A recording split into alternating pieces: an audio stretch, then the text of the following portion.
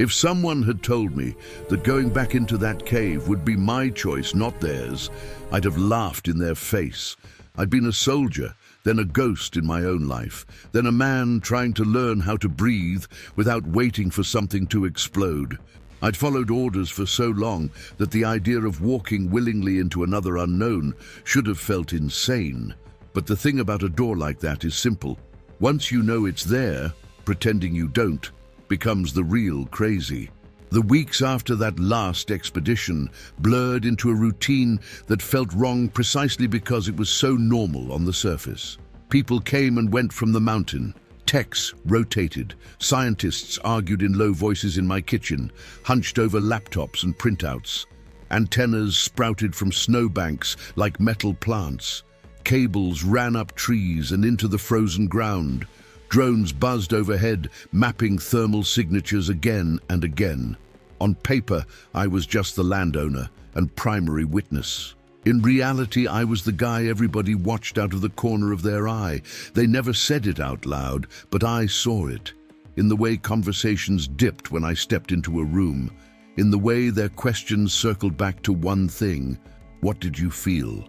What did you see? What did it show you? You can't put that into numbers. You can't plot it on a graph. The moment inside the sphere, that impossible sideways glimpse of everything at once, lived in a place words had trouble reaching. So I told them what I could without lying. I told them about the hum in my chest, about the way the ice patterns moved, about the scent of metal in the air, the way Ranger's breathing synced with the pulsing walls. I described the frozen floor cracks and the impression of geometry that didn't belong in 3 dimensions. I left out the part where I'd felt something like attention turned toward us from the far side of everything. Some things stay between you, your nightmares, and the dog who slept through them. Ranger slept more now. Age will do that to a dog. So will carrying a frequency inside your bones that doesn't quite match the world you walk on. Some mornings he moved stiffly, hips slow to loosen. Some nights he twitched in dreams that weren't about deserts or gunfire, but about tunnels, frost, and light. He still heard it before any of us. The first time the sensors picked up a pulse with no corresponding seismic or geomagnetic activity, nobody believed it at first. Equipment fails, batteries die, glitches happen. Then Ranger stood up from a dead sleep, walked to the window, and stared at the mountain. His ears twitched in a rhythm that matched the spike on Lou's screen. She stopped mid-sentence, eyes flicking from the line climbing the graph back to him. "Do you see that?" she whispered. I did. After that, they stopped pretending he wasn't part of the system. They wired special collars for him, not the cruel kind meant to shock, but ones with sensors, heart rate, body temperature, movement, even subtle electrical activity along his spine. They logged it alongside their field strength readings and drone telemetry. Patterns emerged. Whenever the cave breathed, that's what Ortiz called it, half joking, half terrified, Ranger's nervous system reacted first. Fraction of a second sometimes, whole minutes, others. He'd twitch in his sleep half an hour before their instruments registered anything. "It's like he's a tuning fork," Lou said one evening as we stood on the porch, watching the last light drain out of the sky. "The system vibrates, he resonates." "System," I repeated. "You make it sound designed." She didn't look away from the mountains. "You think it isn't? What do you think it is?" I asked. "Depends who you ask," she said. "Harris thinks it's some kind of naturally occurring higher dimensional structure our planet passed through. Malhotra thinks it's evidence of engineering on a scale we can't comprehend. Ortiz thinks it's God. And you?" I asked. She took her time answering. "I think we found an interface," she said finally.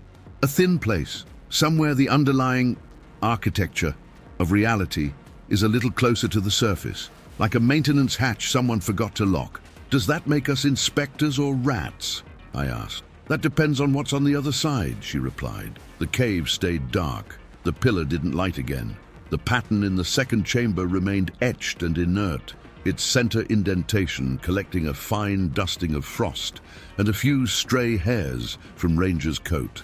Then, one morning in late February, the snow slid. Avalanches are a fact of life in the mountains. You learn to read the signs, the creaks, the shifts, the way the snowpack settles like a tired animal. You plan your routes accordingly. This one didn't care about our planning.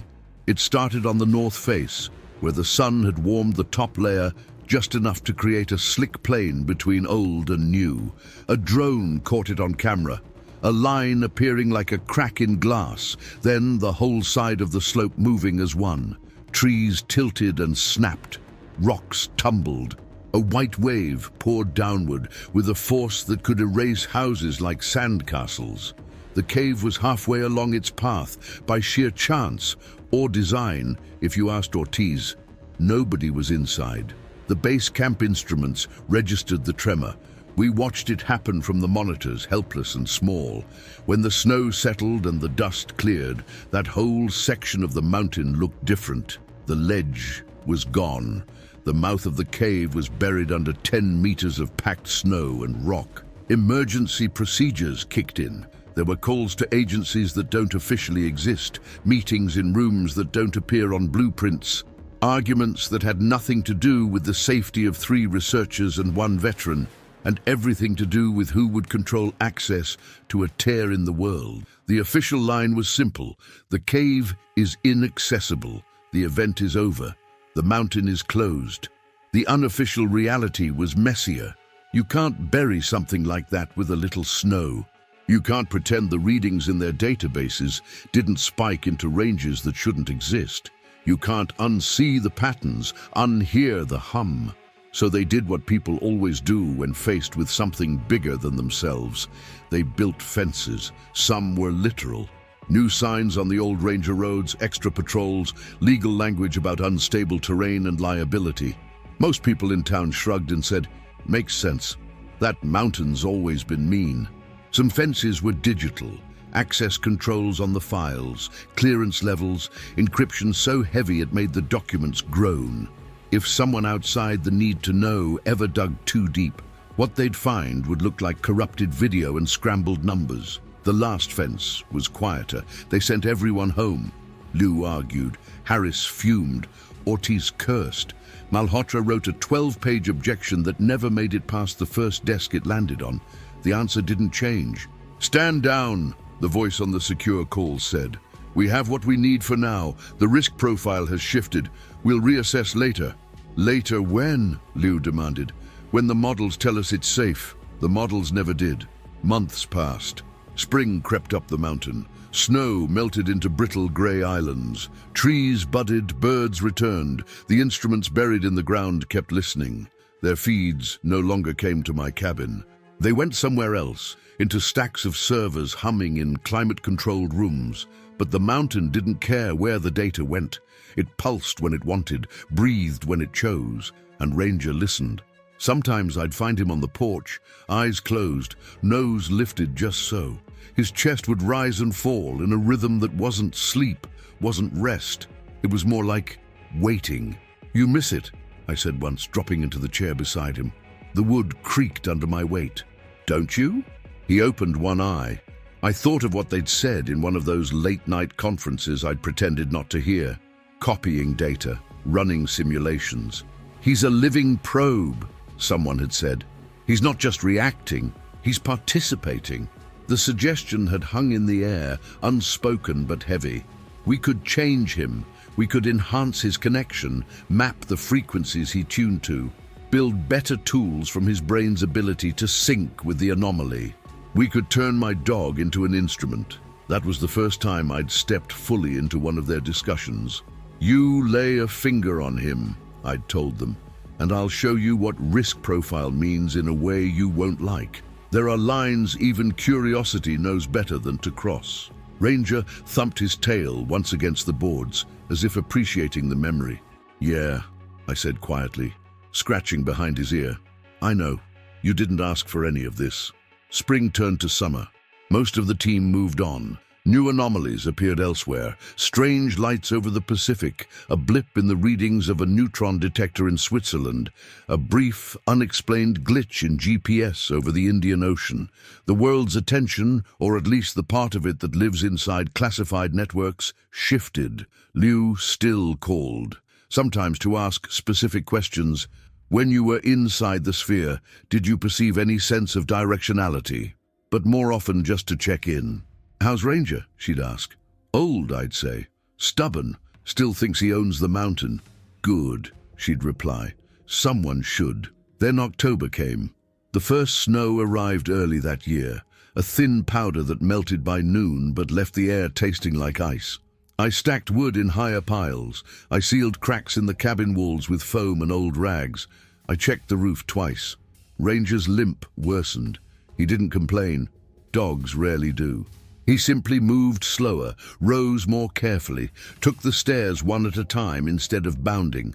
I bought him a memory foam bed and put it by the stove. He ignored it and kept sleeping on the old rug.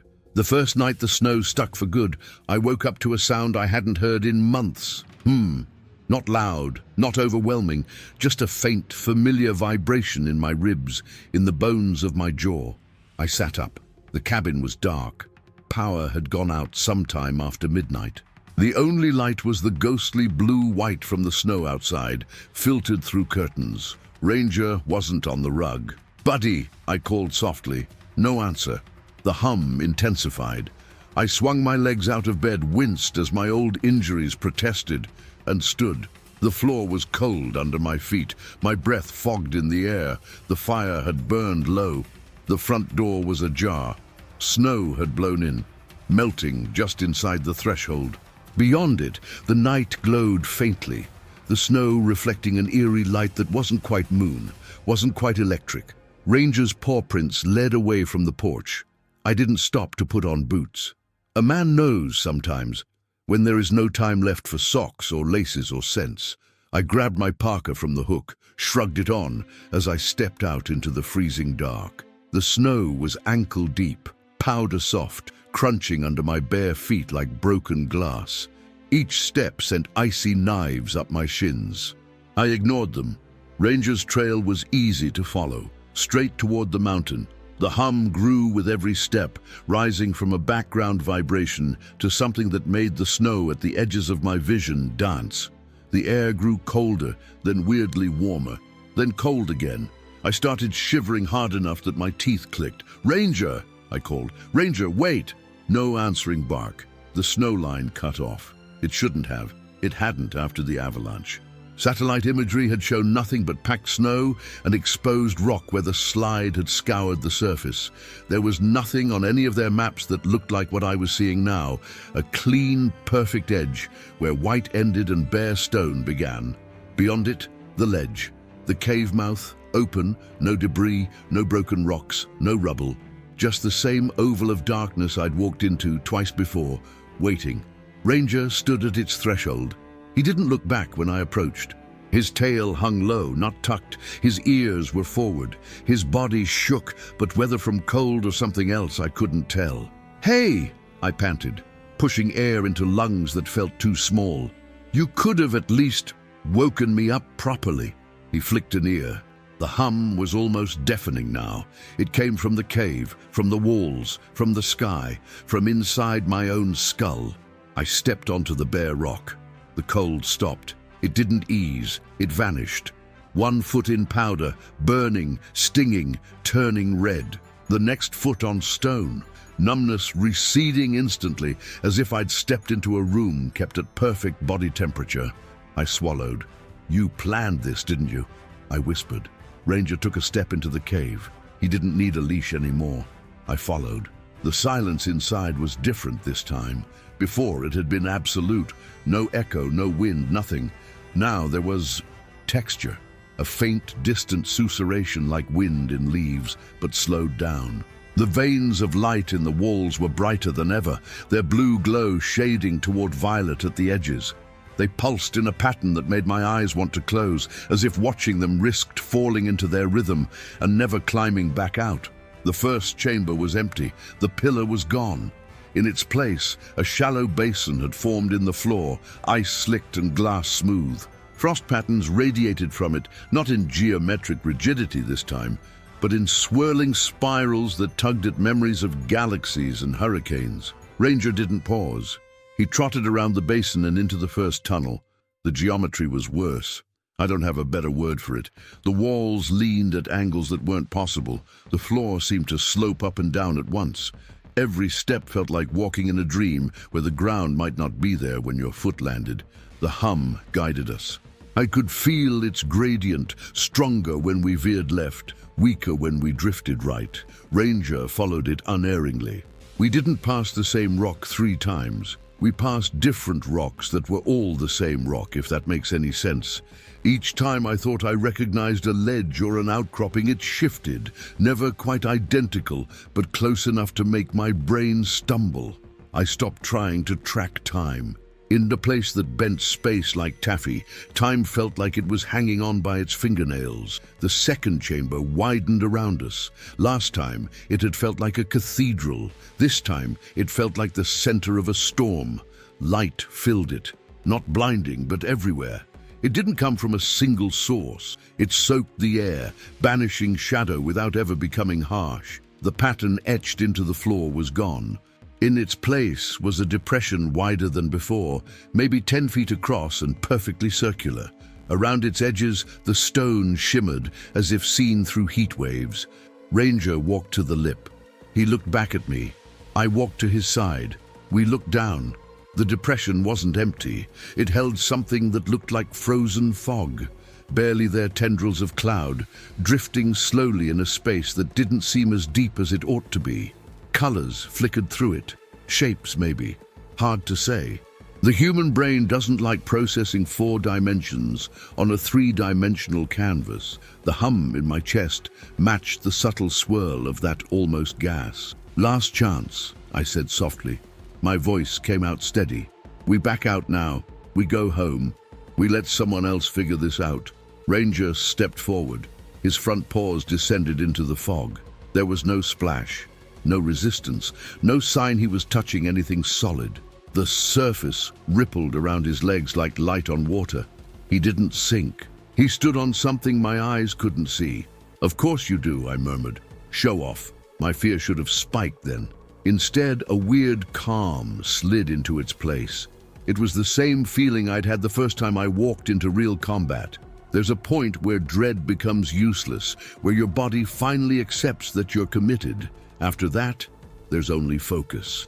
I stepped down beside him.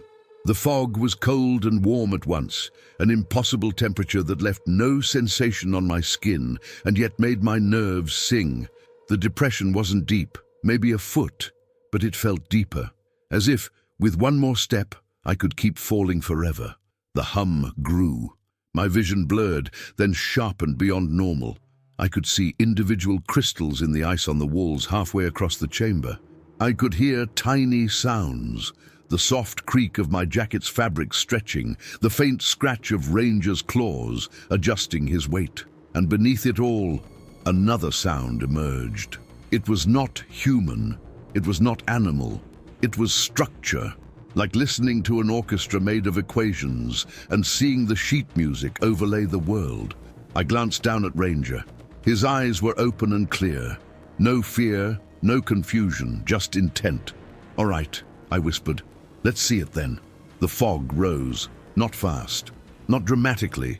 It rose like someone inhaling slowly under us, lifting us inch by inch. The chamber around us dissolved. Not faded, dissolved. The walls unspooled into lines of light that stretched outward in every direction, like the inside of a sphere opening along invisible seams. The ceiling unhooked from the concept of up and became a curved plane, stretching into infinity. The floor we stood on shivered and expanded until it wasn't a floor, but a point in a vast, rotating structure made of arcs and nodes. We were no longer inside the mountain. We were inside a diagram. At least that's what it looked like, a 3-dimensional representation of something much bigger, much more complex. Lines of light curved around us in arcs that intersected at angles I couldn't name. At each intersection, shapes formed and dissolved, tiny spinning constructs that reminded me of the lattice inside the sphere, but scaled up and simplified for comprehension. At the center of it all, far above or below us, in here, those words meant less, was a knot. Not a physical knot, a convergence. Every line, every arc, every pulsing thread of light eventually passed through that point, twisting, looping, emerging, changed. Ranger's gaze locked onto it. The hum became a tone. It vibrated through the structure, causing some lines to brighten, others to dim. The tiny constructs at the intersections shifted their spins, aligning in patterns that rippled outward like waves. For a terrifying heartbeat, I felt my sense of self waver, not disappear, but blur. I saw my life laid along one of those lines: childhood, enlistment, sand and blood, hospital beds, empty apartments, the cabin, the cave, each moment a node, each choice a branch. Beside it, entangled with it, another line, fur and teeth and breath and command words shouted over explosions. Ranger's line. Where they crossed, the light flared brighter. We were not the center of this thing. We were a tiny subset, a little side branch in a structure that spanned everything. The knot above, below, around us pulsed. Images flashed, too fast to truly see, but leaving impressions. Caves under oceans, their walls holding back waters from atmospheres that weren't ours. Storms on gas giants, their lightning forming patterns that matched the ones in the frost under our boots. A tiny point of light in a huge darkness, moving not through space, but through the underlay of reality itself, stitching different parts of the structure together. A sense washed over me, not in words, but in something more primal. This is how it all holds. Not we, not they, just it. The system, the structure that takes chaos and gives it consistent rules, gravity that always pulls, light that always has a finite speed, time that mostly moves in one direction. The laws we thought were fixed weren't commands, they were habits, and something was tired. I don't know how else to explain it. The knot pulsed again. A wave rippled outward along the lines. Where it passed, some constructs flickered unsteadily, others snapped into sharper focus. One of the lines, leading from our little local cluster, glowed brighter. I felt it like a tug behind my sternum. Ranger stepped closer to me until his shoulder pressed against my thigh. The message crystallized, as much as something this alien can. Anchor, choice, can, not must, not should, can. I understood pieces. Something about the way our little branch behaved was interesting. The way this cave, this mountain, this planet intersected with the larger structure made it a good candidate for adjustment. An update, a patch, a smoothing of wobbling rules. We could walk away. We could let the system correct itself without us. The patch would apply eventually, somewhere else, sometime later. Or maybe it wouldn't. Maybe the wobble would grow and grow and grow until somewhere, someday, something tore. Or we could stand still. We could be a reference point, a fixed coordinate in a shifting map. Ranger lifted his head. He looked at me. You learn to read your partner's eyes in combat, dog or human. The language is the same if you pay attention. You know when they're about to break, when they're about to run, when they've decided to dig in and hold the line. Ranger's eyes said that last one. You sure? I whispered, voice cracking in a place that had no air to carry it. He blinked. The pulsing lines tightened around us. I felt time reach for us like a hand. Memories flooded my mind, not random but selected. Moments of pain, yes, but also firelight, laughter. The weight of Ranger's head on my knee after a bad dream. The stubborn warmth of a cabin that refused to stop standing in storms. Anchor. If we stayed, what would that mean? I had a sudden, crazy image. My cabin, still and solid, while hurricanes tore cities apart, while the sky shifted colors, while people screamed and ran, and that little house just sat, a nail pinning the edge of reality down. But it wasn't that dramatic. The system wasn't asking us to stop everything. It was asking us to give it something to hold on to, a little more stability, a reference. You are here. This'll hurt, won't it? I murmured. No answer, of course. None that used words. The knot pulsed. The line leading to our tiny branch brightened another notch. Ranger lay down at my feet. He didn't curl up like for sleep. He lay sphinx style, front paws extended, head high, gaze fixed on the knot. I understood then. I'd spent years letting other people decide what my pain meant, what my service meant, where to send my body, and what to make it do. This was the first time the universe itself had asked me for something. It hadn't demanded, it hadn't threatened, it had offered. Help me hold. I knelt beside Ranger. I laid a hand on his back. Okay, I said. Okay, we'll hold. The line snapped taut. Not physically. Nothing broke. Nothing pulled. It was more like moving from the back of a swaying bus to a seat bolted over the axle. The wobble lessened.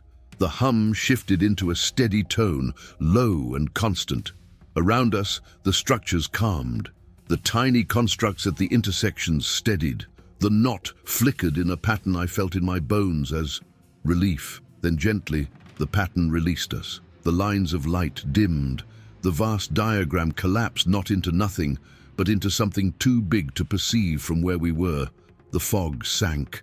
The chamber flowed back into existence around us, walls solidifying, ceiling returning. We stood in the depression again. Ranger shook himself, sending invisible droplets of something that wasn't quite moisture into the air. My knees hit the stone. I didn't realize I'd been holding my breath until my lungs dragged in a gulp of cave air, so sharp it made me cough. The hum didn't fade entirely. It settled into a new baseline, a low, ever-present vibration just at the edge of perception, like the background radiation of the Big Bang, but emotional. If I focused, I could hear it. The cave was quieter, not because it had gone dormant, because it wasn't straining anymore. We walked out together. The tunnel didn't play games with us. No repeating rocks, no impossible angles. It curved once, sloped gently upward, and delivered us back to the first chamber. The basin there was full now, not of water, of fog like the depression in the second chamber. It swirled lazily, its patterns simple, relaxed. I realized distantly that there was no frost on the floor anymore. The cracks were gone. Outside, the wind sounded normal. No strange silencing field at the threshold, no abrupt cutoff, just the howl of air over rock and the whisper of snow shifting on branches. Dawn touched the peaks with pale gold. Ranger sat on the ledge and looked back into the cave. "Yeah," I said softly. "Me too." We walked down the mountain. Each step hurt. Cold old wounds, the simple wear of a body past its warranty. But underneath the pain, there was something else, a sense of rightness. The instruments buried deep in the rock registered the event. Satellites noted a tiny adjustment in the values of certain constants, a change so small only the most sensitive experiments could detect it, and only if they looked closely. Most people never noticed. Clocks ticked a hair more steadily. Random number generators became a shade less truly random. Quantum experiments recorded slightly fewer violations of Bell inequalities. Weather patterns shifted 0.5% away from some tipping point a decade down the line. Somewhere, a star that would have gone nova in 300,000 years held onto its fuel just a little longer. On Earth, a few researchers stared at their data and felt their stomachs drop. The patch had applied. The cosmos had updated. Years later, when they traced the correlation between the mountain event and the global subtle shifts, they'd argue about it in papers that would never see a public journal. They'd model and simulate and estimate. Only one line on all their graphs matched perfectly. Ranger's heart rate at the moment he lay down. Liu showed me that graph the last time she visited. "You know what this means, right?" she said, pushing her glasses up her nose in that way she did when she didn't want her hands to shake. "That my dog's more important than all your satellites?" I asked. "That he and you let the universe borrow your nervous systems as a brace while it adjusted itself," she said. "Do you feel any different?" I thought about it. I still woke up some nights sweating, desert sand in my nose, the sound of distant mortars in my ears. I still checked the locks twice. I still flinched when a car backfired. But those echoes felt more contained now, like memories instead of live grenades. "I feel old," I said. Ranger, gray-muzzled and scarred, lifted his head from where he lay beside my chair and thumped his tail once. "Wise, then," Liu corrected softly. You feel wise. She stayed for an hour. We drank coffee. She tossed Ranger a treat he pretended not to want before crunching it happily. When she left, she paused on the porch. We'll keep watching, she said, quietly, respectfully. If anything feels wrong, different wrong, not just life, you call me. Sure, I said. When her car's taillights disappeared down the road, the silence felt generous, not heavy. That night I dreamed, not of war, not of caves. I dreamed of lines of light stretching through darkness, of tiny nodes where they intersected, each one a person or a life or a decision. I dreamed of a knot pulsing, not with strain, but with curiosity. Somewhere out in that vast structure, something had noticed something small and complicated and brave on a wet little rock. It hadn't chosen us on purpose. We'd just been in the right place at the right time with the right kind of minds, but we'd chosen back. Weeks later, the chill in the air turned from sharp to gentle. Snow melted off the rooftop in steady drips. Ranger took longer sun naps by the window. He went in his sleep. No drama, no whine. One moment he was breathing, the next he was not. His body lay curled on the rug, legs twitching slightly with the echo of some dream run. I buried him under the lightning-scarred pine. The spot looked toward the mountain. As I stood there, soil under my fingernails, breath clouding in the air, I felt the hum in my chest rise for a moment. Not loud, not overwhelming, just a single clear tone, like someone plucking a string very far away. Yeah, I said, voice rough. I'll hold. I remember. The snow line above us gleamed. Somewhere deep inside the rock, in a chamber no human would see again, fog swirled in slow, peaceful patterns over etched stone. The structure hummed to itself, tuning and retuning, its vast attention spread across distances that made our wars and loves and little houses seem impossibly small, but not meaningless, because somewhere in that map of everything, a tiny node had brightened and held steady when the rest of it wobbled. If you're listening to this, if you're imagining the cave and the frozen air and the dog who followed a call older than language into the dark, remember this. The laws that keep your feet landing where you expect them to, that keep your coffee in the mug and your stars in their constellations, they aren't just numbers in a book, they're agreements. And sometimes when the edges fray, it isn't some god or alien or faceless force that mends them. Sometimes it's just a tired man, an old dog, and a mountain that decided for one cold night to be an altar. We walked into a frozen cave thinking we were trespassing in a place that broke physics. Turned out we were volunteers in the maintenance crew, and whether the rest of the universe ever knows our names doesn't matter. It knows our line.